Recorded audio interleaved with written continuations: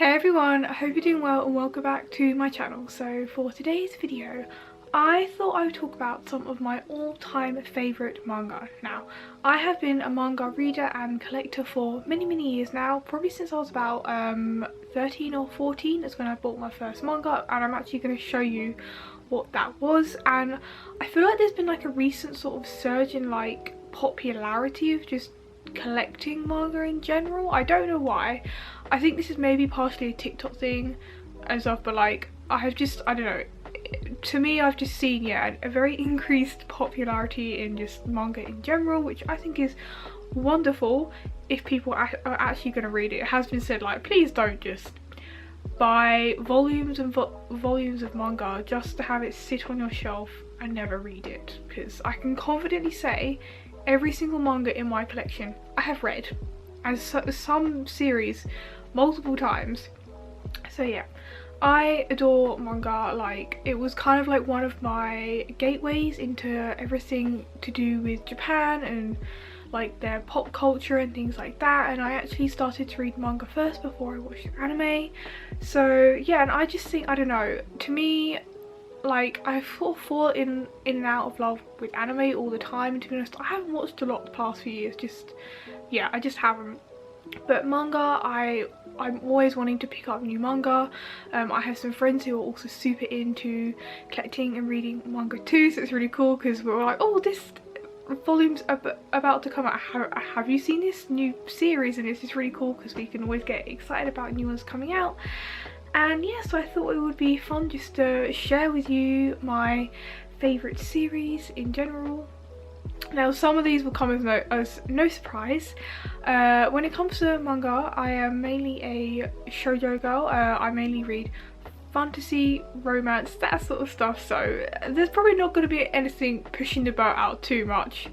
But you never know, if you're newly getting into manga or you want to, then hopefully I can introduce you to some series that you might fall in love with.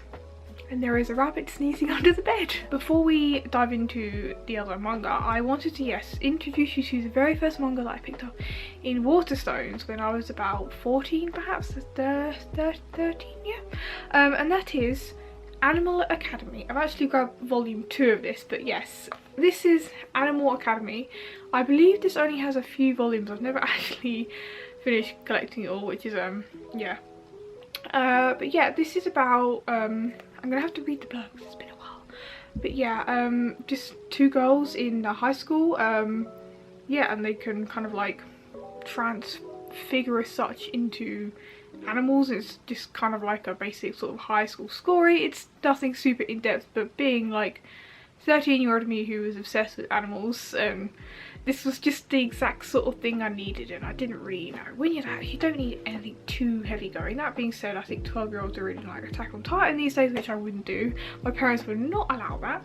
So yeah, that is what got me into manga itself, and it's a very cute series. I recommend it still. The volumes can be hard to find, so you might have to go and search on eBay, but they're not very expensive whatsoever. The first one I'm going to start with is Madoka Magica. Now this, yes, this came before the anime, and I read this before the anime came out.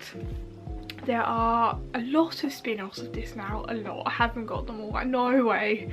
They just kind of like kept coming out and I couldn't keep up, but the OG series will always be obviously the best. And if you're into magical girl anything, you will, I think most people will know what Madoka is about. It's a very dark magical girl story, and coming from someone who had previously read a lot of, like, you know, Sailor Moon, that sort of stuff, this was really refreshing, and I really like the dark edgy twist on it.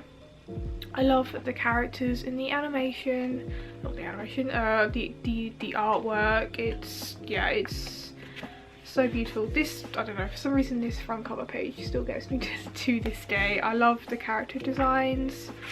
Yeah, I just think it's beautiful. This one is, yeah, a little bit, oh, it's seen better days, but this is because this has been very well loved. I had this when I was in hospital. Yeah, this came out in like 2012, so yeah, it's been a while. I've reread this series many times, and yeah, I just think it's a classic now. Sticking on the magical girl theme, I of course have to give a mention to Sailor Moon. I think I own all pretty much the whole collection now. First of all, the covers are truly stunning, and I think they are releasing some like super big volumes, like editions of each volume now, which I haven't got because they're just massive and I have nowhere to put them, but they're very beautiful and I can appreciate them for sure.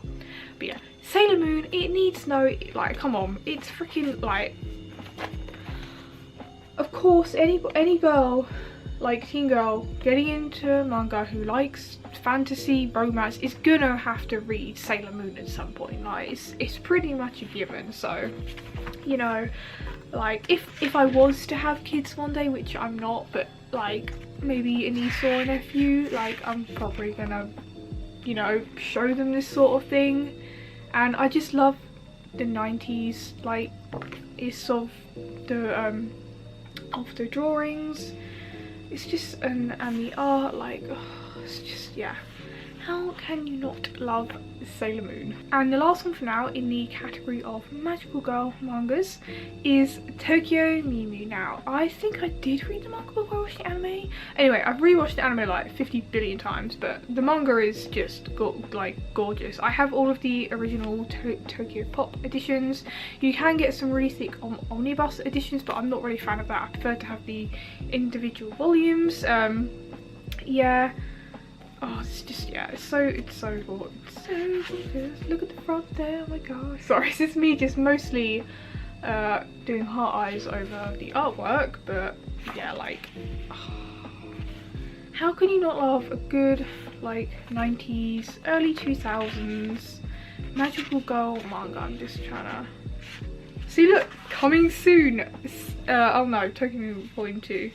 It's got an advert for Sailor Moon in there. I love, in the back of mangas, I love like the little ads of other editions that are coming out. It's so cool. I think it's really nice. I'm just sorry, I'm just like intrigued to see what else is coming out. Freaking Kim Possible. Obviously this is like, I'm trying to find when this was first published. Are you going to tell me? Maybe not. This is really old though, I can tell. Oh yeah, and also in the back of this one it's got like a little character guide as well. Oh, sorry, I haven't actually really properly looked in this for a while. I've reread this series like a lot. I'm trying to find when this was published, man. It's not going to tell me. I mean, yeah, somehow. But yes, I mean, if you're a little younger and getting into magical girl manga and stuff, Tokyo Mew Mew is really kind of more like light-hearted. I love the romance in it. I love the characters. Like, of course it's like your typical magical girl manga, but yeah, it's just really good. And for a girl who loves romance, this is definitely always going to be up my street. And another thing I like about manga is like the little it's like a lot of the time the authors will kind of like on some pages make a little side column, and then they'll like write little messages to the reader, which one of the mangas I will show, they always do that. It's really, really sweet and it just feels really personal, and I really like that. And yeah, it's just, yeah, I just love being curled up under a blanket and reading a good manga, and yeah, this will always be a favourite. Oh, sorry, this volume has taken a beating. Some of these, yes, have been around for a while. They have been through many moves, considering that they are in pretty good condition, but some, yeah, have seen better days, like this volume of Vampire Knight. Now, if you know me, Vampire Knight is just my, I know categorically it's not the best in terms of plot, everything, but Vampire Knight has a very special meaning to me. This was again one of the first mangas I started reading, and this was actually still been out for a while when I started to read it back in 2012, but it was still coming out. I think it was on like volumes like 11 or 12, and now it ended at like volume 19. I have the special edition last volume, yeah, and yeah, this was very first published in 2007. Yes, Vampire Knight has a very special place in my heart because being, well, how old was I, like 14-year-old Katie, I was very much into my vampire, so this seemed extremely up my street, and I still love vampires to this day. Yeah, Yuri, the front cover on the character here, was the very first character I ever cosplayed. I don't know, just like the whole 2 academies and like the whole, you know, the day class can't find out that the night class is like vampires, and like the romance.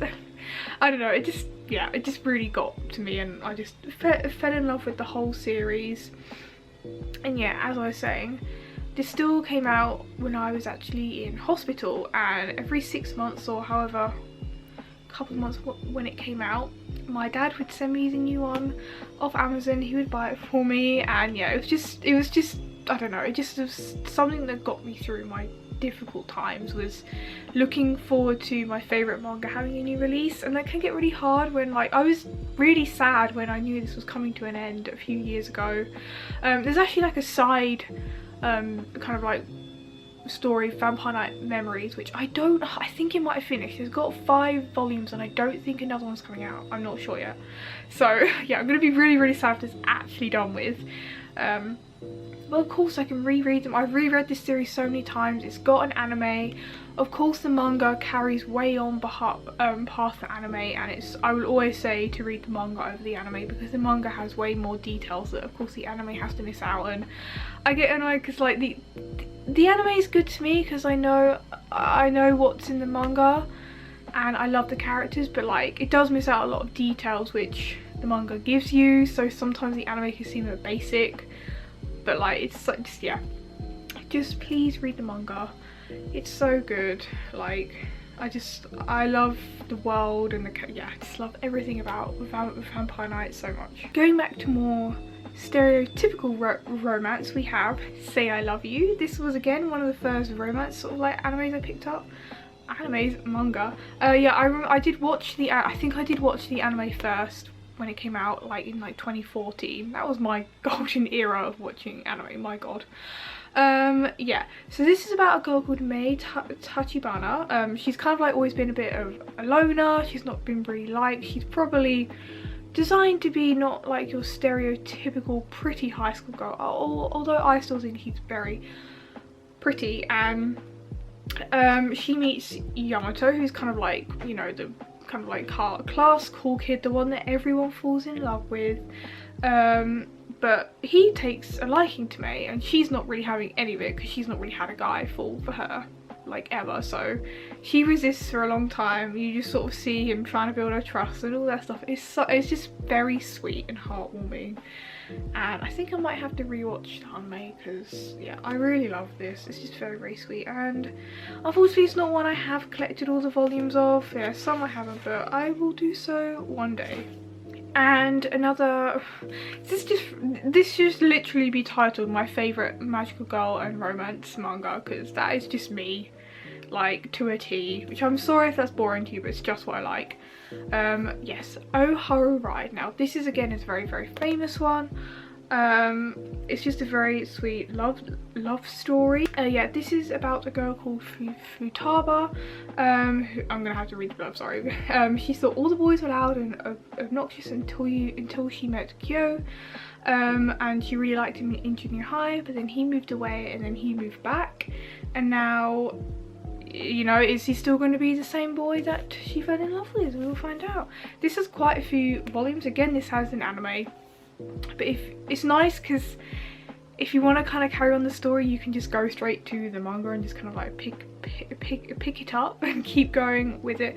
I'm not sure if this is finished and how many volumes this has. It's got quite a few. I have like 1, 2 and then some like random ones, but I really need to get on like collecting the rest of this because I would love to know how the story ends. And my last couple of manga I'm going to mention is I'm not ashamed to say that I do love a good BL or boy love or yaoi or yuri manga and anime. It didn't used to be my thing, but now for some reason it is. Me and my friend were like, we're both really into it.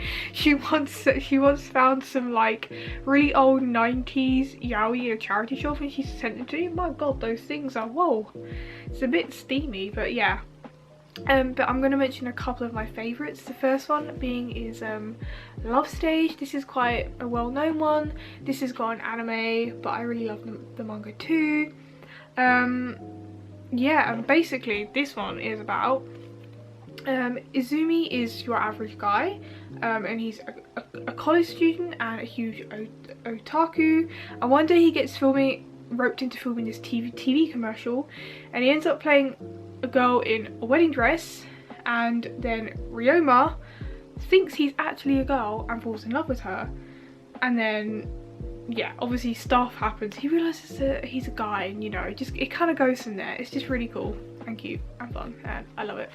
So yes, I highly recommend Love Stage. And then my last, or another BL, which is a bit more of a recent one, is 10 Count. Now this is, yeah, gained some popularity. I've got a couple of volumes. I need to really get the rest, as I don't think it's got too many. Basically, this one is Shiratani suffers from OCD, and he meets his therapist, who takes him through kind of like a 10-step guide to obviously help him with his OCD. Shiratani's attraction to his therapist grows, and it's kind of, you get the picture. I don't have to say too much for these ones, for the imagination to kind of like tell the rest, but yes. But anyway, so yeah, those are, I'm not going to show the inside obviously, guys. I'm not saying it's like, yeah, I'm just going to stop talking there. So yes, there we have it. Those are some of my favourite manga, ones that I can read over and over again, that I think you guys will greatly enjoy too. And I have a lot of other manga that I really love too, so I might make another video in the future. I actually do have a manga collection video I uploaded a couple of years ago. I've obviously bought more since then, but it's still got a good substantial bulk of my collection, so I'll try and make sure to link that and see if I can do the cards thing. Be like, hey, I can do some YouTube fancy stuff. If you're into manga too, I'd love to know some of your favorites. Let me know in the comments down below, as I love reading new series. Other than that, I hope you have a wonderful day, and I'll see you all very soon. Bye.